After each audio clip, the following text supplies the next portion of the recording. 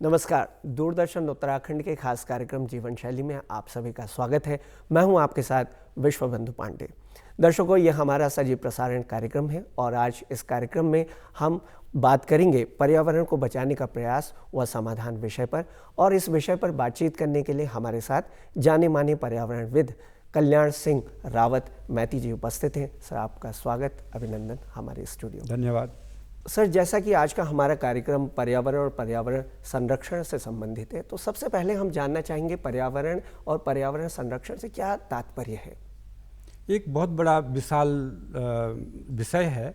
पर्यावरण तो ये है कि परिधन आवरण, हमारे चारों तरफ जो कुछ है, जैविक अजैविक और जो कुछ है, ये सब पर्यावरण के ही अंग होते हैं और ये सब मिलकर के कई तंत्र बनाते हैं और इन्हीं में सारा जीवन समाया हुआ है। हम कहें कि हरे पेड़ पौधे अगर उसमें हैं, पृथ्वी पे हैं, ये सारे उत्पादक हैं जो सूर्य की रोशनी में प्रकाश संश्लेषण में भोजन बनाते हैं और उसके बनाए हुए भोजन को सारे जीव जंतु जो हैं, चाहे वो शाकाहारी हों मांसाहारी हो, ये उसका पोषण करते हैं। उसके बाद मृतोपजीवी होते हैं। जब कोई भी जीव जंतु मर जाते हैं तो उनके शरीर को किसी भी प्रकार से उसको अपघटित करके फिर पृथ्वी पर ले जाते हैं। तो ये एक चक्र चल रहा है। ऐसे ही भोजन का चक्र चल रहा है।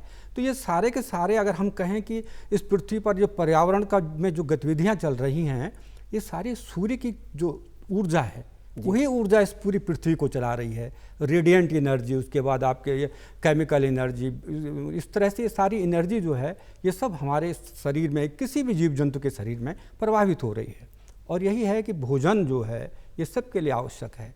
तो इसलिए पूरे पृथ्वी पर कई तंत्र हैं जिन तंत्रों में कई भोजन श्रृंखलाएं चलती हैं। मतलब एक जंतु ने दूसरे को खाया, दूसरे ने तीसरे को खाया, चौथे। किसी स्थान पर जितने ज़्यादा जीव जंतु होंगे वो परितंत्र सबसे ज़्यादा मजबूत माना जाता है। यानी जैव विविधता जहाँ ज़्यादा होगी वो सबसे महत्वपूर्ण और सबसे अच्छा परितंत्र माना जाता है।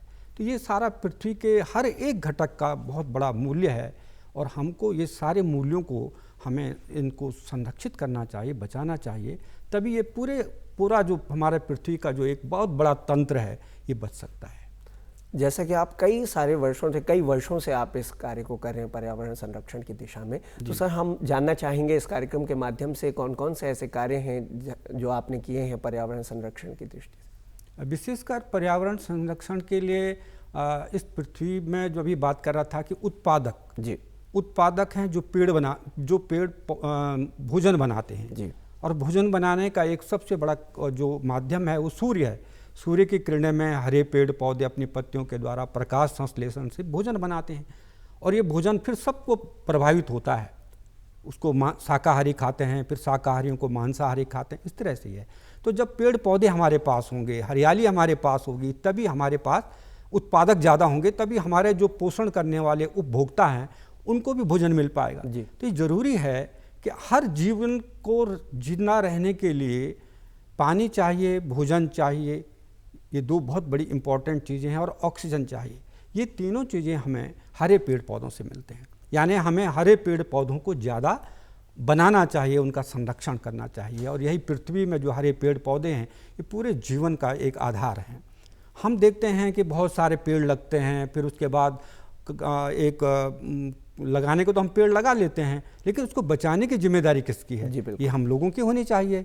जाने जिसने पेड़ लगाया है उसकी जिम्मेदारी हो पेड़ को भी बचाएं। ऐसा कम होता है और इसलिए अगर लाखों पेड़ आज तक हम लगा रहे हैं तो उसका 10% भी हम यह देखते नहीं है कि कहीं वो सक्सेस हो रहा है।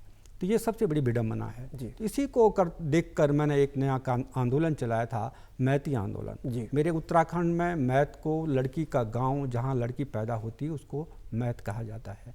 और हमने माँ और बेटी के प्यार और उसके रिश्ते को एक पेड़ से जोड़ा, क्योंकि एक माँ और एक बेटे का जो रिश्ता होता है, आपने देखा होगा कि बेटी जो है वो हर समय अपने माँ के साथ खड़ी रहती है, सहारा होती है। खेत खलिहान से लेकर चूल्हे से लेकर हर जगह बेटी माँ के साथ रहती है। बिल्कुल। और जिस दिन बेटी की शादी होती है उस दिन सबसे ज़्यादा दुख जो होता है वो माँ को होता है।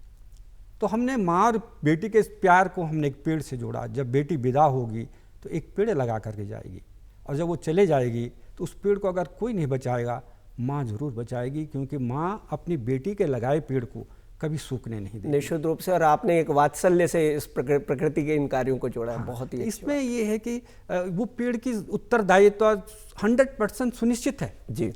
क्योंकि माँ का जो प्रेम है वो अपनी जरूर उस पेड़ को बचाएगी कि जब मेरी बेटी लौट के आएगी जरूर पूछेगी माँ मेरा पेड़ कितना बड़ा हुआ, तो अब क्या दिखाएगी अगर उसको बचाने। उस पेड़ को माँ बचाएगी, उस पेड़ को उसके पिताजी बचाएंगे, उस पेड़ को उसके भाई बचाएंगे, कितने माली हो जाएंगे उस पेड़ के, तो वो पेड़ जिंदा रहेगा। ऐसे ही जो दुल्हन बन करके वो अपने ससुराल जाती है, वो नई दुल्हन, हमारे उत्तराखंड में एक और परंपरा है कि नई दुल्हन को सबसे पहले गांव में पानी तक ले जाया जाता है, जो गांव का पानी होता है, धारा नौला इस तरह के, वहाँ ले जाते हैं और उसकी पूजा कराते हैं। ये हमारे पुरानों ने एक परंपरा डाली है कि ये कोई भी नया आगुन सदस्य हमारे गांव में आ गया, यानी कोई बहू आएगी तो वो गांव की महिलाएं उस बहू को एक बर्तन लेकर के पानी के धारे तक ले जाती हैं, उस पानी की पूजा करती है, उसके बाद वो पानी को लेकर के घर में जाती है और सबको पानी पिलाती है और ये संकल्प दिलाती है कि मैं इस पानी को बचाऊंगी। मतलब पानी इतना महत्वपूर्ण माना गया था जी। उस समय हमारे पूर्वजों ने ये परंपरा डाली थी। उस बेटी को ये बताया जाता कि बेटी ये पानी जो है इस गांव की जीवन रेखा है, जिस दिन ये पानी सूख जाएगा उस दिन ये गांव भी यहाँ से कहीं उठ करके चले जाएगा, इसलिए इस पानी को बचाना है। हमने कहा केवल पूजा करके पानी नहीं बच सकता है जी। पानी बचाने के लिए पेड़ पौधे चाहिए, इसलिए हमने इस परंपरा में एक चीज़ और जोड़ी कि जब वो धारा पुजाई पंदेरा पुजाई करेगी तो उस दुल्हन से, उस बहू से एक पेड़ वो स्वयं अपने ससुराल में लगाती है और उसको बचाती है। इस प्रकार एक शादी में 2 पेड़ लगते हैं, एक तो मायके में लगता है जी, जो उसने अपनी माँ को छोड़ दिया, और एक जहाँ वो अब आई है वहाँ उसने एक पेड़ लगाया है ताकि मेरे गाँव का पानी बचा रहे, मेरे गाँव का इन्वायरमेंट अच्छा रहे। एक पेड़ उसने यहाँ लगाया है और ये दोनों की जिम्मेदारी बनती है कि शादी की याद में लगाया गया जो पेड़, ये इनकी ज़िंदगी की एक खुशी है। इस तरह से ये आंदोलन आगे बढ़ता गया और आज हम 8-10 लाख करीब शादियों में पेड़ लगा चुके हैं। कई राज्यों तक पहुंच चुका है, कई देशों तक पहुंच चुका है और एक अभियान बन चुका है। तो इस भावनात्मक एक आंदोलन है और इसको लोगों ने बड़ा आत्मसात किया। हर शादी में बहुत सारे लोग आते हैं, वो देखते हैं कि यार यहाँ कार्यक्रम हुआ तो यहाँ तो जूता नहीं चुराया गया, एक परंपरा भी हमारे यहाँ जूता चुराने की है, लेकिन यहाँ पेड़ लगाया गया। तो वो लोग उस मैसेज को लेकर अपने गाँव में जाते हैं कि देखो हमने उस गाँव में गए, वहाँ पेड़ लगा। इस तरह से ये परंपरा धीरे धीरे बढ़ती गई और लोगों ने इसको आत्मसात किया। आज लोग अपने कार्ड पर जो छपता है उसमें भी छाप देते हैं कि मैती कार्यक्रम हम इसको भी करेंगे। तो इस तरह से ये पर्यावरण का एक नया रूप दिया ताकि एक पेड़ लगे जिंदा रहे, और इस तरह से अगर हम एक एक पेड़ को जिंदा कर सकते हैं तो पृथ्वी अपने आप हरी भरी बन जाएगी। और आज हम केवल हम पेड़ लगाते हैं, उसके बाद भूल जाते हैं कि हमें इस पेड़ को बचाना है, हमने कोई पेड़ लगाया था, तो कैसे ये धरती हरी भरी बच सकती है। बिल्कुल। तो इसके तरफ एक नया प्रयास था ये मैती आंदोलन के रूप में। निश्चित रूप से सर, और बहुत ही सराहनीय प्रयास आप कर रहे हैं इसके साथ में। सर, जैसे कि पर्यावरण में पहाड़ हैं, नदी हैं, तालाब हैं, झरने हैं, सभी ये सारी चीज़ें जो हैं ये अभिन्न अंग हैं पर्यावरण का। हमारा जो प्रदेश है वो पहाड़ी प्रदेश है, हिमालयी क्षेत्र है, और यहाँ पर बुग्याल जो है जिन्हें नेचर्स गार्डन और घास के मैदान कहा जाता है, तो इनका क्या महत्व है पर्यावरण में, हम जानना चाहेंगे। अगर देखा जाए तो हमारी जो प्रकृति है जी, इस प्रकृति ने अपने को इस तरह से सजाया है, इस तरह से बनाया है कि उसने हर जीव का ख्याल रखा है। पूरी हमारा जो एक वानस्पतिक जगत है, इसके सबसे किनारे पर जो वनस्पतियां हैं वो हिमालय के पास हैं और उनसे छेड़छाड़ बहुत कम होती है। आप कहेंगे कि हिमालय तक बहुत आम आदमी नहीं जा सकता। जी बिल्कुल। लेकिन वहाँ वही जाते हैं, या तो पर्वतारोही जाते हैं, या तो जिनको ज़रूरत है, या कई यात्राएं हमारे यहाँ जाती हैं उस तरह। ये जो घास के मैदान हैं जी, ये हमारे यहाँ लगभग 10,000 फीट से लेकर और 14,000 फीट तक के बीच में बड़े बड़े घास के मैदान हिमालय में पाए जाते हैं और इनको हम बुग्याल कहते हैं। जी, बुग माने एक घास होती है, उसको हमारे स्थानीय भाषा में बुग कहते हैं और उसी के नाम से इसको बुग्याल नाम है। ये जो घास है ये इतनी पौष्टिक होती है कि इसमें हर पौधे से सबसे ज़्यादा 22% इसमें प्रोटीन पाया जाता है। तो औषधीय गुण भी इसमें आप देखिए इतना प्रोटीन अगर किसी घास में अगर हमारे जानवर इनको खाएंगे तो उनके कितने पौष्टिक होगा। तो ये बुग्याल हमारे उत्तराखंड की हमारी धरोहर है, हमारी पहचान है और ये लगभग 200 बुग्याल हमारे पास हैं छोटे बड़े बुग्याल हैं। अगर हम कहें तो उत्तराखंड में आपका पिथौरागढ़ से लेकर अगर आप चलें वहाँ पर खलिया टॉप है आपके, सबसे ज़्यादा बुग्याल हमारे यहाँ चमोली में है। 66,800 हेक्टेयर जो ज़मीन हमारे बुग्यालों की चमोली में है, और सबसे ज़्यादा बुग्याल हमारे पास बड़े बड़े वही हैं। अगर देखें तो नवाली बुग्याल है, आली बुग्याल है, बैदनी बुग्याल है, भूना बुग्याल है, गुरसों बुग्याल है, उधर से आपका मालपा बुग्याल है, अब बंसी नारायण बुग्याल है, रुद्रनाथ बुग्याल है, टिहरी की तरफ हमारे पास पंवाली बुग्याल है, इधर कई हरकी दून तक हमारे पास बुग्याल हैं। तो बड़े बड़े बुग्याल हमारे पास, और यही बुग्याल हमारे पास औषधीय पौधों के भंडार हैं, बिल्कुल, जो कि सबसे महत्वपूर्ण हैं। और इसीलिए इतने महत्वपूर्ण क्षेत्र को हिमालय ने अपने नज़दीक रखा है, ताकि 6 महीने में इसको खोल के रखूं और 6 महीने इसको मैं बर्फ़ से ढक करके रखूं, ताकि इनसे छेड़खानी ना हो। अब आप देखिए, जब हम कोई चीज़ होती है, हम बहुत दिनों तक उसके सुरक्षित रखना चाहते हैं, तो हम फ्रिज पर रखते हैं जी, ठंडे में। उसी प्रकार से प्रकृति ने जो हिमालय के नज़दीक जो ये बुग्याल बनाए हैं, इनमें बेशकीमती जो बुग्याल हैं, जो हमारे पेड़ पौधे हैं, ये सब वहीं बनाए हैं, जिनको हम कह सकते हैं कि अगर संजीवन बूटी तक वहाँ है जी, तो बिल्कुल इसमें दो राहें नहीं हैं। नहीं तो हिमालय में हनुमान जी को द्रोणागिरी पर्वत तक आने की ज़रूरत क्या थी? वो कहीं और से जड़ी बूटी ले लेते। तो यहाँ के जीव, ये जो पेड़ पौधे वनस्पतियाँ हैं, इनमें बहुत बड़ा जीवन को बचाने के तत्व हैं। अब आप देखिए, जड़ी बूटियाँ हैं ना जी, उसमें कुटकी है, डोलू है, मासी है, जटामासी है, सालम पंजा है, भूतकेसी, बहुत सारी जड़ी बूटियाँ हैं। ऊपर ब्रह्म कमल है, हिम कमल है, ऐसी कितनी सारी जड़ी बूटियाँ हैं। और जब जुलाई अगस्त सितंबर के महीने में जब ये बुग्याल खिलते हैं ना, तो पाँव रखने की जगह नहीं मिलती। इतनी खूबसूरत, कहीं गोल्डन डेजी खिला हुआ है, कहीं ब्लू पॉपी खिला हुआ है, कहीं मोरिना खिला हुआ है, कई प्रकार के फूले जब वहाँ बहार होती है, तो लगता है कि वास्तव में देवताओं की ज़मीन है, देवताओं का है। अगर मैं कहता हूँ कि गंगा में अगर अमृत, हम कहते हैं गंगा अमृत है जी, तो गंगा अमृत कहाँ है? अगर गंगोत्री से निकलती है तो वो अमृत कहाँ से ला रही है? यही बुग्याल उसे अमृत दे रहे हैं। अमृत, इन्हीं जड़ी बूटियों का पानी जब हिमालय की बर्फ़ जब इसमें निकलती है, पिघलती है, तो जड़ी बूटियों के तत्व इन पानी से होते हुए, गाढ़ गदेरों से होती है, जब गंगा में मिलती हैं, तो तब गंगा अमृतमय बनती है। और उसी अमृत को हम पान करते हैं, और उसी अमृत को हम कहते हैं कि गंगा का पानी कभी सड़ता नहीं है। यही कारण है, ये बुग्याल हमारी बहुत बड़ी धरोहर हैं, और इनको बचाना, इनको सुरक्षित रखना, ये हमारा दायित्व है। सर, जैसे कि आपने बुग्याल की बात करी, और निश्चित रूप से ये सारे ईश्वरीय तत्व हैं, इसीलिए शायद उत्तराखंड को देवभूमि कहा जाता है। मैं ये जानना चाहूँगा कि ये बुग्याल जो हैं, ये धीरे धीरे कम होते नज़र आ रहे हैं, एक समस्या भी सामने आ रही है उभर करके, तो इसको किस तरह से रोका जा सकता है? अभी बुग्याल तो वैसे वहाँ तक हर किसी की पहुँच नहीं होती है, और वहाँ जाने के लिए बहुत कुछ अपने साथ ले जाना होता है। हाई एल्टीट्यूड है, वहाँ ऑक्सीजन की कमी होती है, बर्फ़ के बड़े बड़े ग्लेशियर होते हैं, और उन्हीं के बीच में ये बुग्याल है। लेकिन हमारी कुछ परंपराएं हैं, जैसे देवी यात्राएं कहीं निकलती हैं, नंदा देवी राजजात होती है 12 साल में, छोटी छोटी यात्राएं हर साल निकलती हैं, नंदाष्टमी को बड़ी बड़ी यात्राएं हिमालय तक जाती हैं।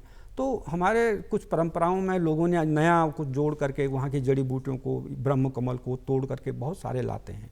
तो इस चीज़ से हमारे उस वहाँ की जो जैव विविधता, उसको खतरा हो रहा है जी। बहुत सारे ऐसे भी लोग हैं जो हिमालय की जड़ी बूटियों को खोदने पे लगे हुए हैं। बिल्कुल, हमारी सरकार ने तो पूरा व्यवस्था कर रखी है, लेकिन उस व्यवस्था के पीछे भी चोर जो हैं वो पीछे पीछे कहीं से आ करके जड़ी बूटियों को, वहाँ के कस्तूरा मृग है, वहाँ के मुनाल हैं, इन जंतुओं को ये कहीं ना कहीं नुकसान पहुँचाते हैं।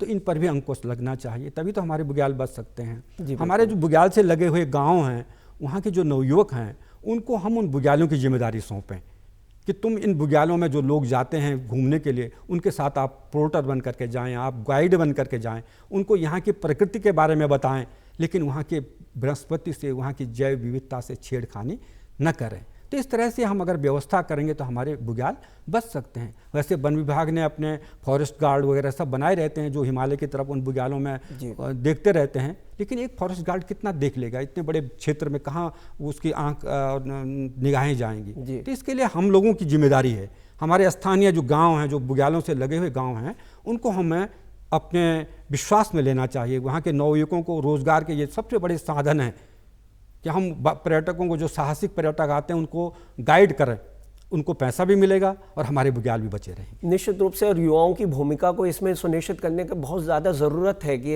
युवा इसमें आगे आएँ और इसका संरक्षण इन चीज़ों का करें। सर, जैसा कि मानवीय गतिविधियों के कारण जो हिमालय की जैव विविधता है, इस पर क्या प्रभाव पड़ रहा है, ये हम जानना चाहेंगे आपके माध्यम से। ये मानवीय गतिविधियां बहुत सारी हैं जिसका हिमालय ही नहीं, इन बुग्यालों पर भी बहुत असर पड़ रहा है जी। और मैं कहूँ कि जो बुग्याल हैं इस मायने में हमारे लिए सबसे महत्वपूर्ण हैं कि जो आज हम कार्बन की बात कर रहे हैं कि सारे जो ग्रीन हाउस गैसेज हैं, जी बिल्कुल, ये सारे हिमालय को कहीं ना कहीं प्रभावित कर रहे हैं। जलवायु परिवर्तन हो रहा है, तो सबसे पहले जो सबसे कार्बन डाइऑक्साइड जो ज़्यादा मात्रा में हमारा बन रहा है, उसको कहीं ना कहीं अवशोषित किया जाना चाहिए, उसको उसका कहीं प्रबंधन किया जाना चाहिए। ये बुग्याल सबसे ज़्यादा कार्बन डाइऑक्साइड के अवशोषक हैं। तो ये बुग्याल भी हमारे इस मामले में बहुत इम्पोर्टेंट है, क्योंकि बुग्याल अगर कार्बन डाइऑक्साइड बुग्याल सोख लेंगे तो उसका हिमालय पर कम असर पड़ेगा, क्योंकि कार्बन डाइऑक्साइड से हिमालय के ग्लेशियर पिघल रहे हैं, धीरे धीरे वो ग्लेशियर खिसक रहे हैं, उनसे कई दुर्घटनाएं घट रही हैं। तो ये बुग्याल, ये हिमालय तभी बच पाएगा जब हम अपने मानवीय गतिविधियों को सीमित करेंगे। एक तो जो वैश्विक जलवायु परिवर्तन हो रहा है उसका हिमालय पर असर पड़ रहा है, और दूसरा स्थानीय स्तर पर हमारे गांव, हमारे पूरे उत्तराखंड में आपने देखा होगा जब जून का महीना होता है तो बड़ी जंगलों में आग लग जाती है, और उन आग से जो कार्बन डाइऑक्साइड जो ताप जो निकलता है उसका सीधे हिमालय पर असर पड़ता है, तो ग्लेशियर ज़्यादा जल्दी पिघलने लग जाते हैं। उसके आग से हमारे जंगलों की सारी जैव विविधता नष्ट हो जाती है, कई जीव जंतु जल जाते हैं। तो ये सबसे ज़्यादा वो हमारे लिए खतरा है कि हम किस तरह से अपने जंगलों के आगों को बचाएं और इससे हमारी जैव विविधता बची रही है। बहुत ही अच्छे तरीके से आपने इन सब चीज़ों को हमारे साथ में साझा किया। सर, जो नदियां हैं, पहाड़ी नदियां हैं, ये पर्यावरण का अभिन्न अंग हैं, और जैसा कि हम देहरादून की बात करें तो सौंग नदी है, रिस्पना है, तमसा है, टॉन्स नदी है, तो ये विलुप्त हो रही, तो इन्हें पुनर्जीवित करने के लिए क्या कदम उठाए जाने चाहिए? ये असल में दो प्रकार के हमारे पास नदियां हैं। एक तो जो हमारी हिमानी नदियां हैं जो हिमालय ग्लेशियरों से आती हैं, जैसे गंगा है, यमुना है, गोरी है, काली है, ये सारी नदियां जो हैं ये सब हिमालय से निकलती हैं। लेकिन मध्य हिमालय में जो हमारे बड़े बड़े जंगल हैं, विशेषकर हमारे जो बांज के जंगल हैं, मिश्रित जंगल हैं, हरे चौड़ी पत्ती वाले जंगल हैं, और विशेषकर हमारे उत्तराखंड के लिए जो बांज के जंगल हैं ये सबसे महत्वपूर्ण होते हैं। इन जंगलों से भी निकलने वाली जो नदियां हैं, छोटे छोटे गाढ़ गदरे हमारे उत्तराखंड में बोलते हैं, ये नदियां सारी इन्हीं नदियों में मिलती हैं जो हिमालय से आ रही हैं। बिल्कुल।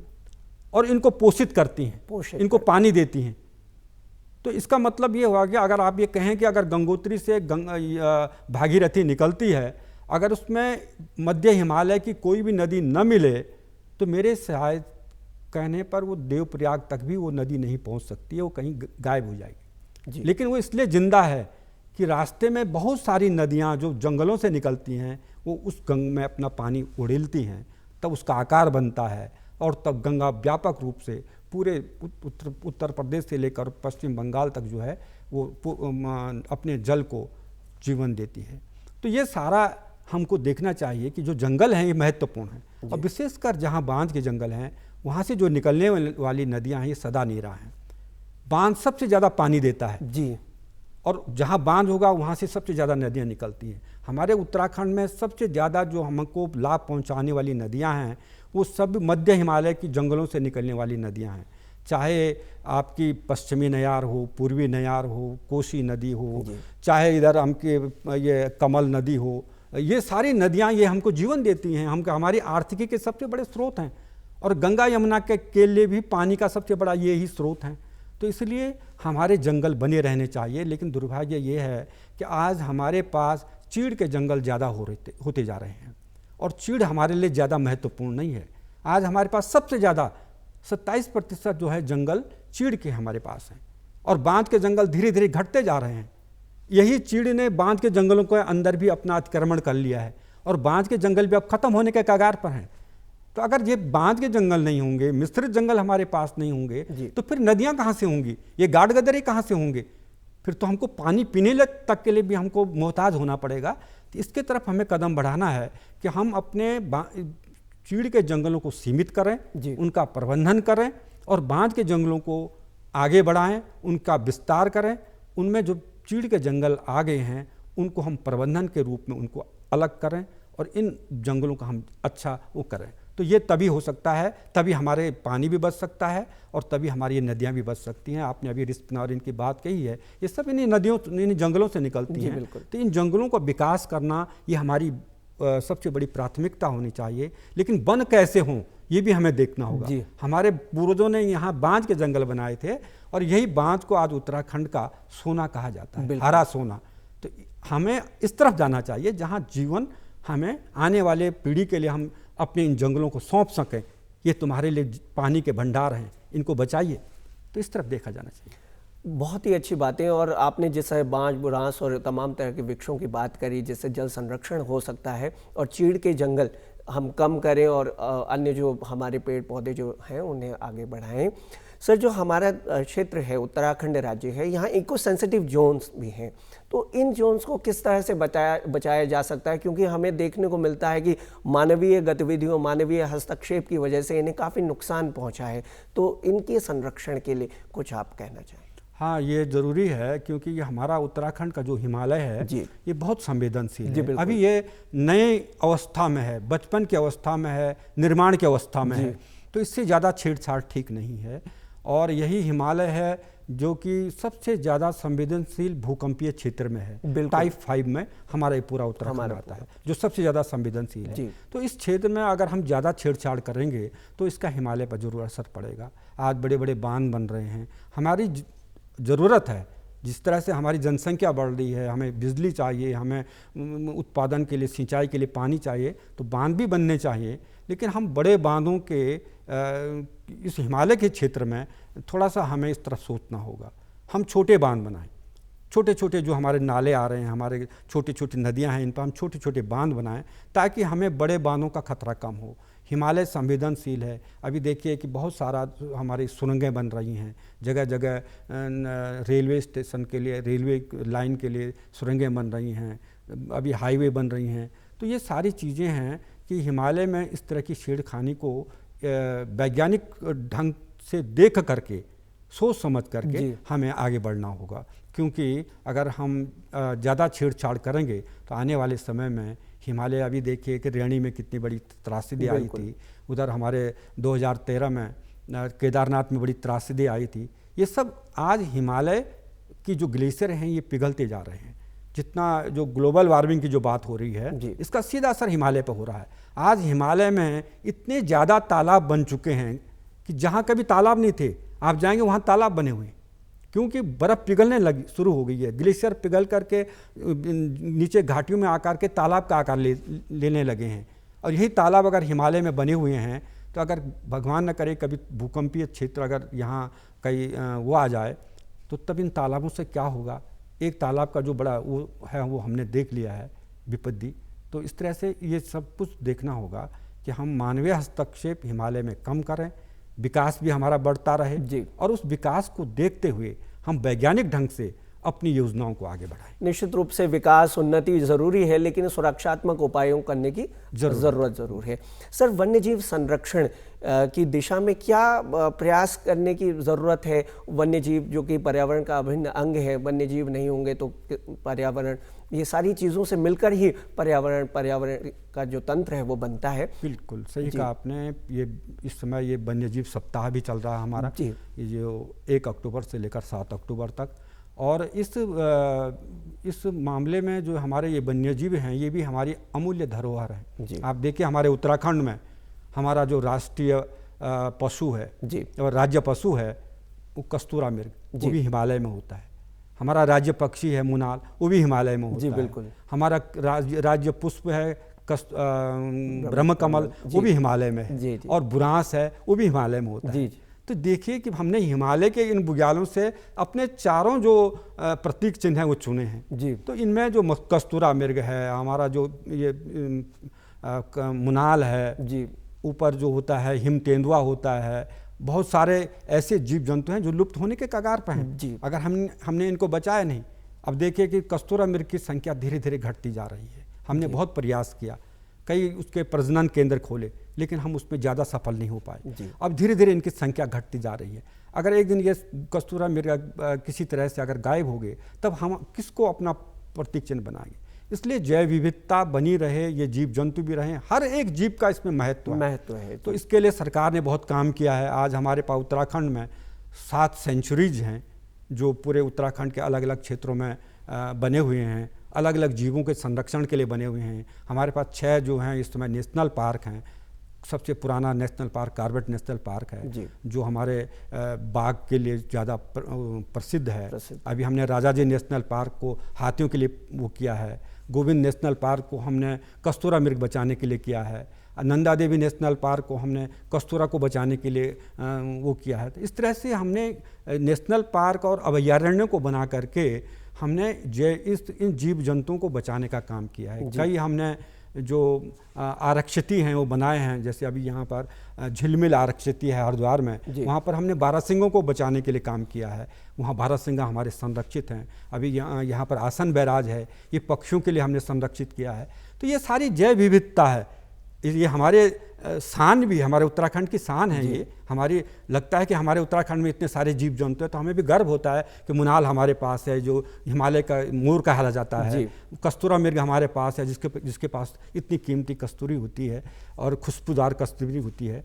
तो ये सारी चीज़ें हैं, तो इनको बचाने के लिए हमें काम करना चाहिए। लेकिन दुर्भाग्य एक चीज़ है कि इन सब जीव जंतुओं को जहाँ हम इतना प्रयास कर रहे हैं, हमारी छोटी सी गलती, एक आग की चिंगारी जब जंगलों पे लगती है, जब चीड़ के जंगल जलने लगते हैं और वो बांध के जंगलों तक पहुंच जाते हैं, तो ये सारे जीव, न मालूम कितने जीव जल जाते हैं, कितने जीव जंतुओं की इसमें जान चली जाती है।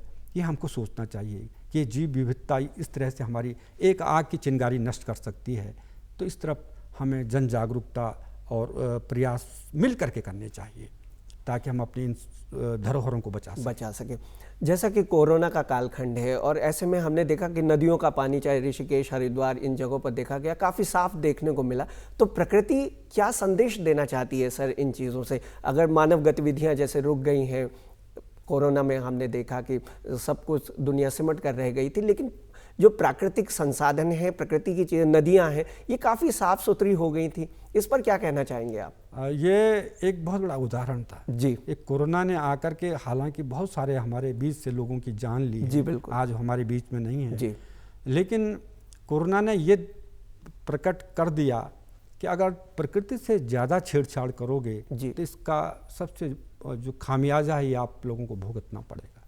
और उस समय कोरोना काल में सभी लोगों को प्रकृति ने अंदर बंद कर दिया था जी, मुंह पर मास्क लगा दिया था, यानी एक प्रकार की बहुत बड़ी हमको सजा दे दी थी कि हम प्रकृति को भी नहीं देखने के लिए बाहर नहीं आ पाए थे।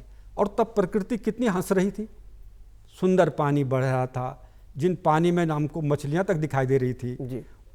पक्षियां सुंदर चहचहा रही थी, सुंदर आसमान दिखा दे रहा था। उधर सहारनपुर से और कहाँ से पटियाले से लोग कह रहे थे कि हम तो हिमालय को भी देख रहे हैं। मतलब इतनी पारदर्शिता हमारे वातावरण में हो चुकी थी। तो ये प्रकृति ने ये संदेश दिया कि मुझे अगर आप छेड़छाड़ नहीं करोगे तो मैं इतनी सुंदर हूँ, इतनी सुंदर हवा मैं दे सकती हूँ, इतना सुंदर पानी मैं दे सकती हूँ, इतना सुंदर वातावरण मैं दे सकती हूँ। तो इसलिए हे मानव, तुम अपना जो छेड़छाड़ है वो प्रकृति से कम करो और मुझे ज़्यादा से ज़्यादा प्रदूषण मुक्त रखिए। तो ये एक बहुत बड़ा संदेश दिया गया था और वो हमको समझना चाहिए कि वास्तव में प्रकृति के जो हम छेड़छाड़ कर रहे हैं, आज देखिए बहुत गंदगी का अंबार लगा रहे हैं, इतना सारा प्रदूषण हम फेंक देते हैं अपने आचरण में, हमारा वो निश्चित रूप से सर। और इन सारी चीज़ों से हम अपनी प्रकृति को, अपने पर्यावरण को बचा सकते हैं। 152वीं गांधी जी की जन्म जयंती भी हम मना रहे हैं और गांधी जी का भी यही संदेश था कि प्रकृति के पास सब कुछ है, सारे संसाधन हैं देने के लिए, लेकिन लालच के लिए प्रकृति के पास कुछ नहीं है। तो हमें इन चीज़ों पर ज़रूर ध्यान देने की ज़रूरत है। आपने बहुत अच्छी अच्छी बातें हमसे की हैं, जिसके आपका बहुत बहुत धन्यवाद सर। तो साथियों, ये था आज का हमारा कार्यक्रम, जिस कार्यक्रम में आज हमने पर्यावरण से संबंधित सभी बातों के साथ आपके साथ चर्चा की। हमें आशा है कि आपको हमारा ये कार्यक्रम ज़रूर पसंद आया होगा। इसी के साथ हम आपसे लेते हैं विदा। नमस्कार।